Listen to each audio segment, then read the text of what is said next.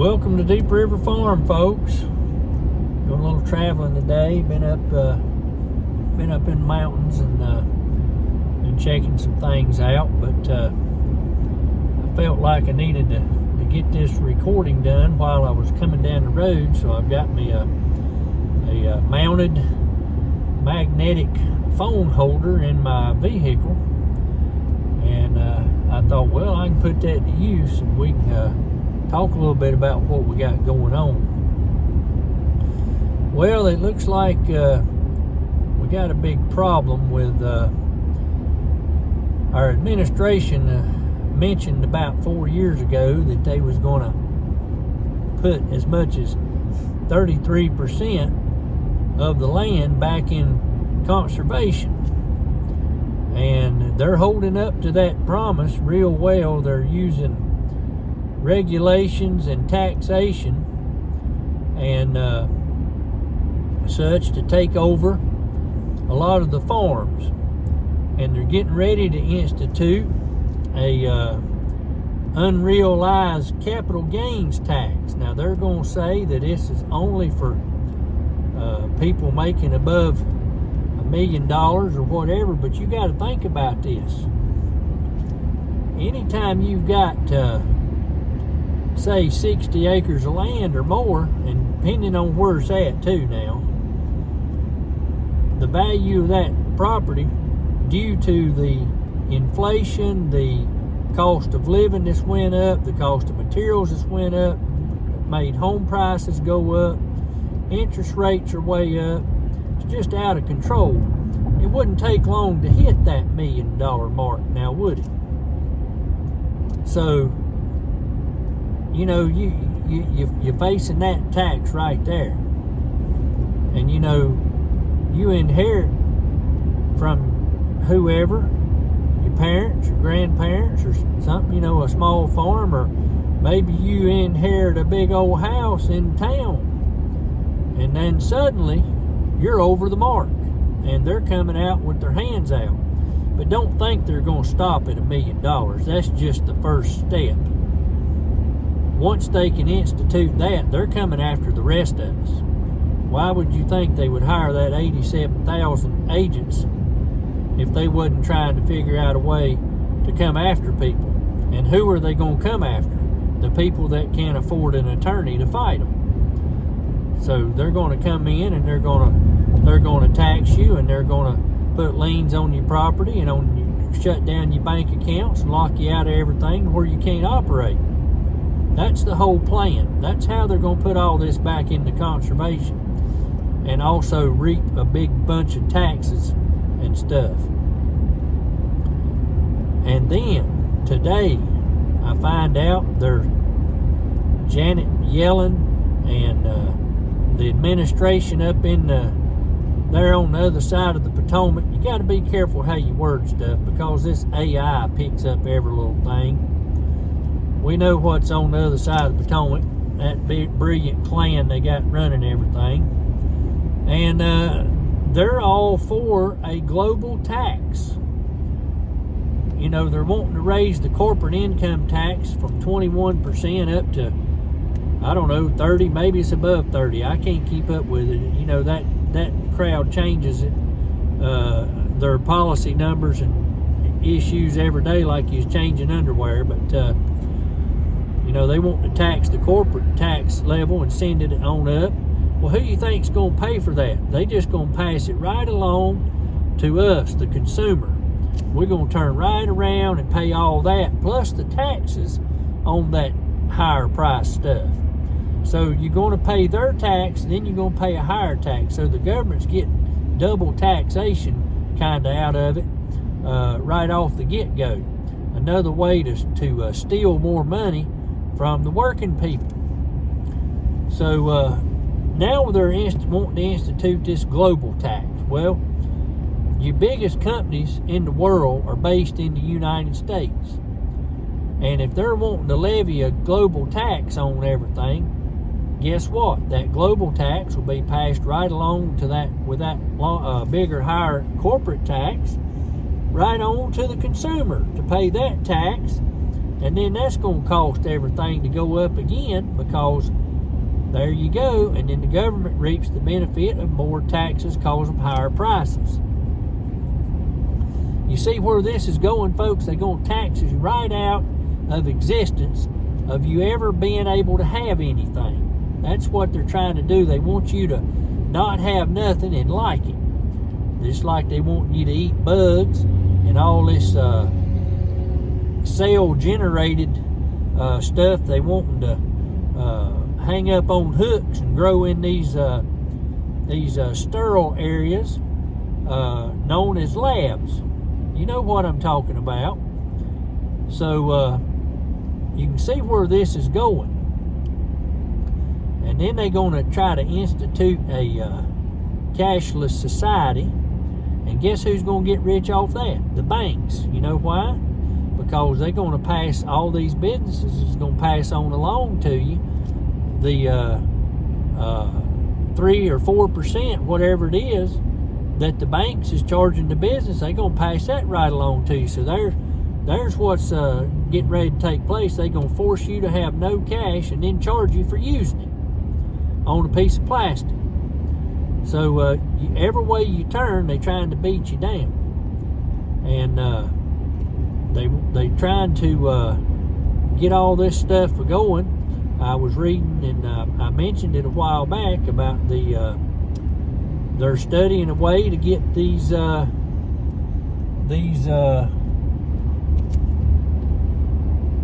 know what I'm talking about, putting lettuce and vegetables and your beef and your poultry and your swine. That way they can force you into accepting it whether you want to or not. And you'll like it. They're also wanting you to get in these population areas.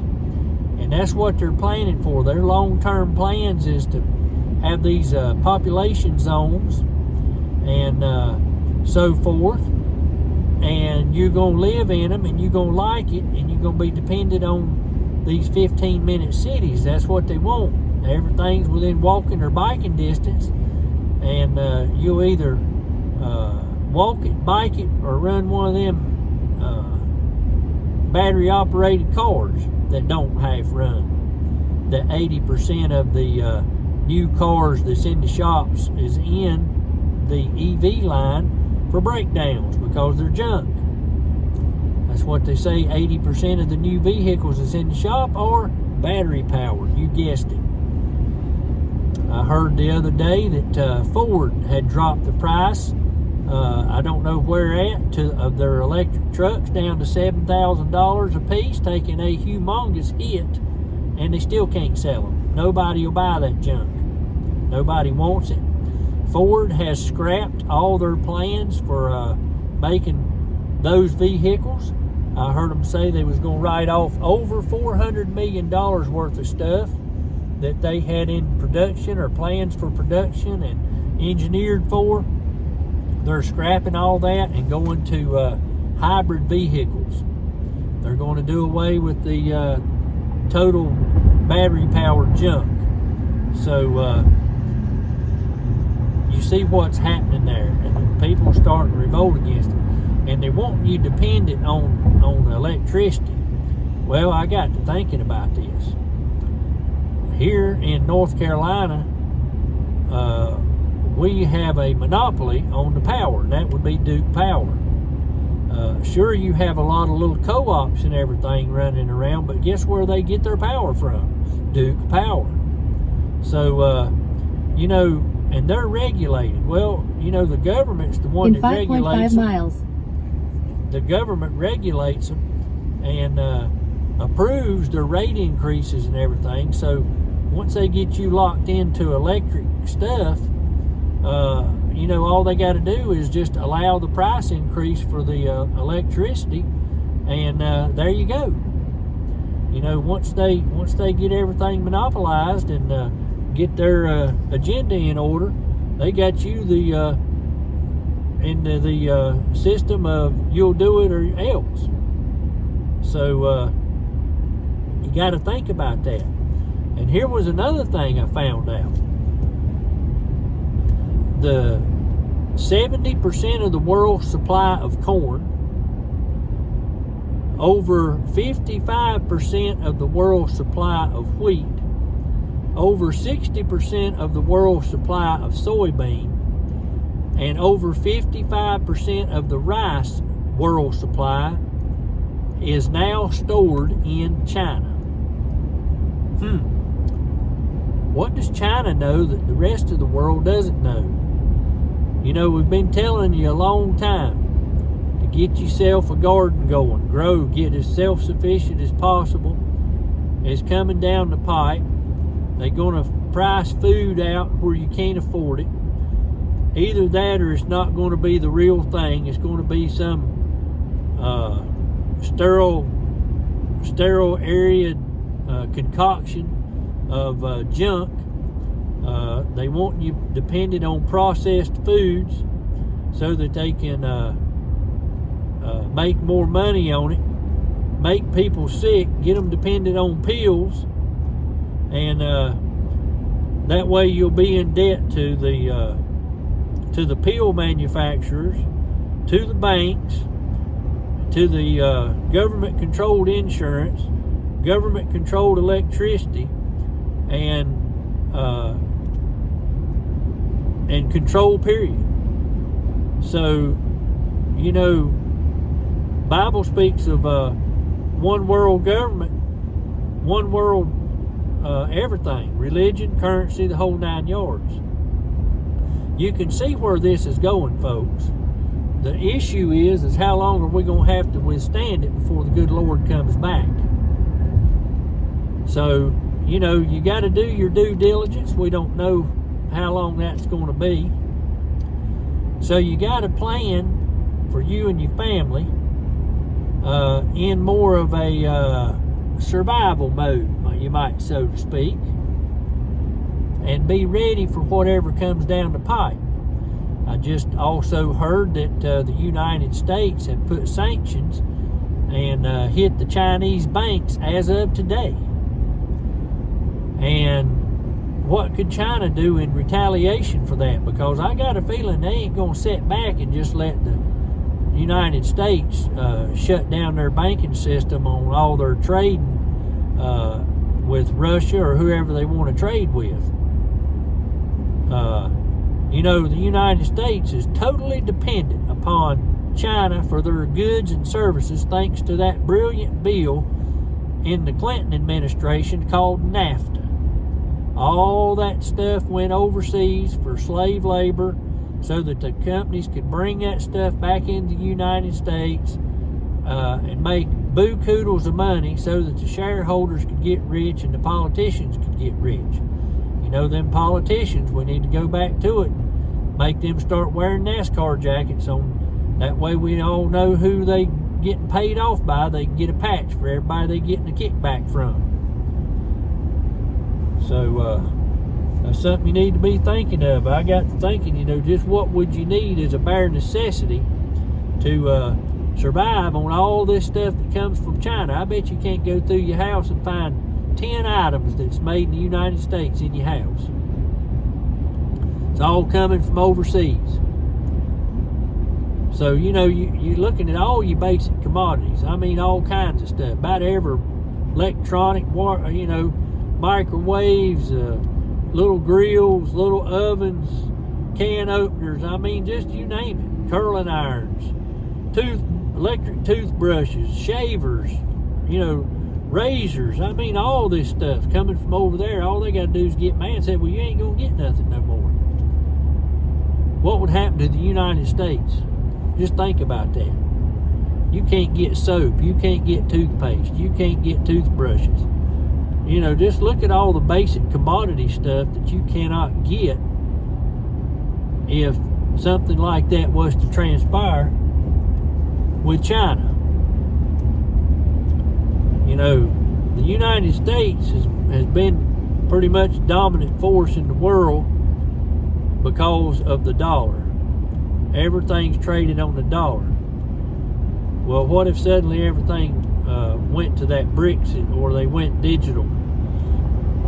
And, you know, the United States won't have the power they've had over everybody. And you think about it, the only thing they've been doing is paying all these countries off, just, you know, trying to buy friends. Well, none of them like the United States. None of them. And the military-industrial complex, they're stealing our money every day, buying weapons from these places that they're sitting on the boards of, just like this State Department, an Austin fella. He sits on the board and got humongous shares or something. He's tied in big. I don't know how it is with Raytheon. My goodness. They just got a great big old contract. Imagine that. So I imagine when he gets done with this current puppet show up in the other side of the Potomac, he's probably got him a very lucrative position at Raytheon, because he's been helping move military contracts right into their hands, and he's a big recipient of everything. And then you got the governor of New York, senior aides, top aides for him, her, Hochul, whatever her name is, and Cuomo failed to list themselves, their two senior aides failed to list themselves as foreign agents for, they've been getting kickbacks and all kinds of stuff from China. So they're like Chinese spies. And they've been funneling money, stealing money for years. And they finally getting, looks like prosecuted. But the government ain't nothing but corrupt folks. It ain't nothing but a bunch of paid off, corporate run puppets that claim they're working for us, and they ain't doing nothing but working for themselves. They need to clean Washington, D.C. out. And I've been saying for years, if they would cut out the taxes, they would be nothing to embezzle, and they'd all come home. And that's about the gist of it.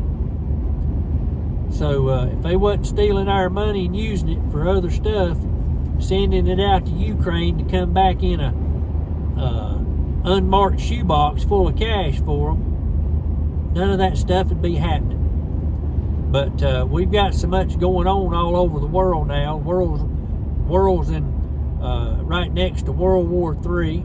The United States military is completely depleted on all of our weapon systems and everything, because they give them all to Ukraine, and the puppets up in the other side of the Potomac are weak, and we got a weak military. Somebody could step in on us right quick, because they ain't got the backbone to do nothing.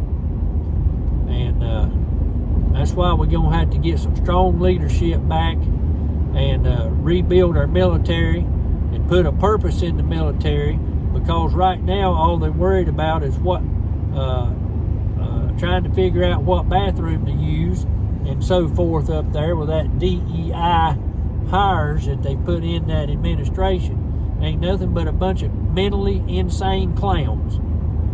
So I'm sure this thing here will be what you want to call it, restricted, if you know what I mean. But I thought I'd pass all this information along that we've learned and picked up on in the last day and a half, and let you know what's happening.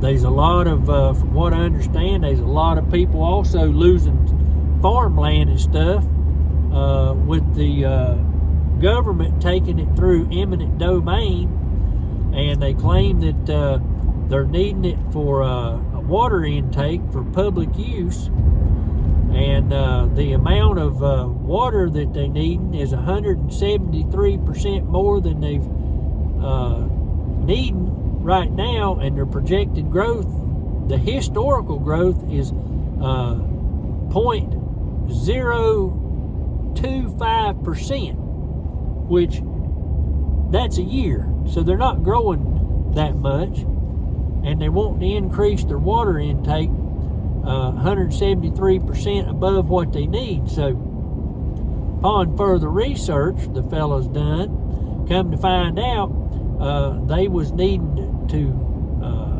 take this farmland from this couple for this humongous water intake to benefit a private corporation.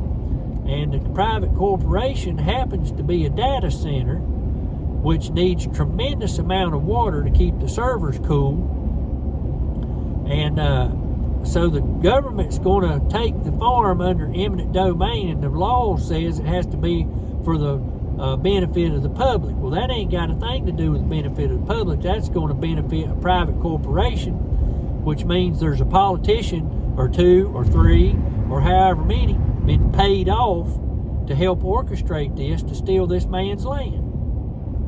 So you see what I'm talking about, folks? This is right up north of us in Virginia too.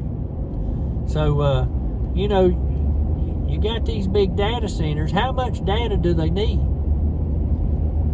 And you know, they're gonna need quite a bit. If you think about it, when they go to building these population centers, they just gonna need more and more and more of this. So you know, water's going to become a vital commodity.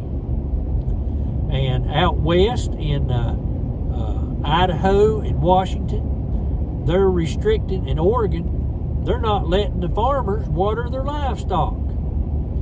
They're claiming that it's a commercial animal feeding operation, a CAFO. Commercial animal feeding operation. And they determine that based on if you've provided a place for your animals to keep their feet dry in inclement weather. So that means if they're standing on gravel, mulch, sawdust, concrete, wood, or any other substance to keep their feet dry and out of the mud, and you've got more than 2 or 3 animals, you're considered a commercial animal feeding operation, a CAFO. And they have determined that all private wells on private property, private ponds on private properties, private springs on private property now belong to the states, those states. And it is now considered public water. In other words, they say they own the aquifers under the ground. And these people cannot operate and feed their livestock. They're also using this against people that are growing gardens, that are using them for market purposes. You know, like if you growing a garden and you're selling your produce, any of that. They're limiting people to, I heard, if I'm not mistaken, and you can't hold me to this, but I think the amount was 1,000 gallons a day. So if you were using 1,000 gallons a day, you suddenly need a permit to get your garden watered. But it went into effect on the CAFO simply because you was providing a dry space for your cattle or goats or pigs or chickens or turkeys to have dry feet in inclement weather, any kind of rainy or snowy weather. So you see, folks, they're trying to tax you, regulate you, and the whole 9 yards right out of existence.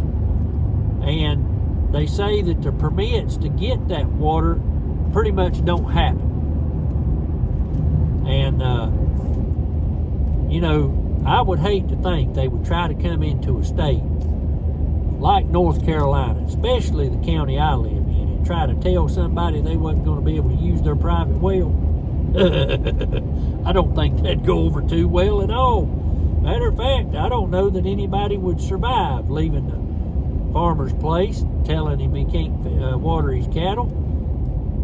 They all own backhoes and guns around our parts, and somebody might show up missing, I believe. I know a lot of farmers that would definitely call 811 before anything was buried. So, you know, they about fed up with this garbage and all this woke crap. And I don't blame the people one bit. And it's coming to a head.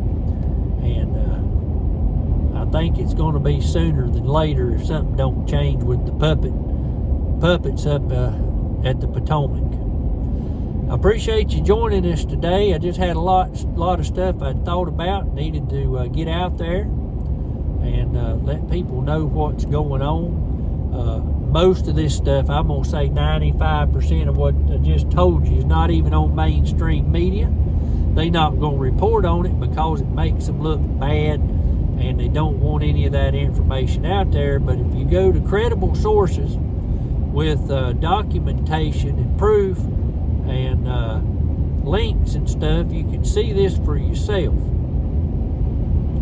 And it'll surprise you of what is transpired that they don't want you to know about, especially like that global tax thing. They don't want you knowing about it.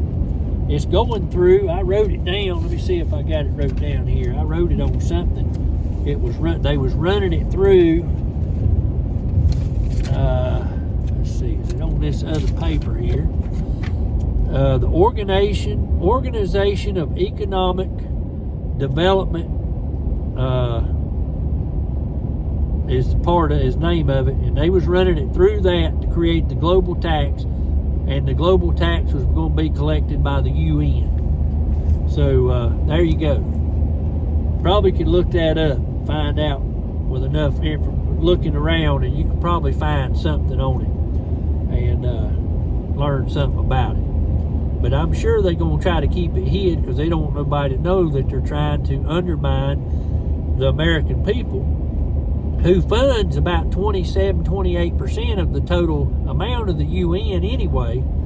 And the rest of these countries just ride around on the coattails, and we fund it, and then they turn around and want to tax the American people another chunk. You know, they just try to take everything we can give them. And we need to get rid of that crowd. They need to be kicked out and done away with, and we don't need to be no part of it. We need to be a sovereign country, stand alone, and let the rest of them fend for themselves, and anybody that comes through across the border, get rid of them one way or another. And anybody that attacks us or whatever, just obliviate them. I've heard that term before, and you know, it scared a lot of people in the past, but they're starting to get brave now. They building missiles, nukes, and everything else, and they've let it go on these last few years, and nothing's been done about it. And I'm afraid we're getting ready to pay some kind of price for the stupidity up above the Potomac. I appreciate you joining me today as we making our drive back from the mountains. Y'all have a blessed day.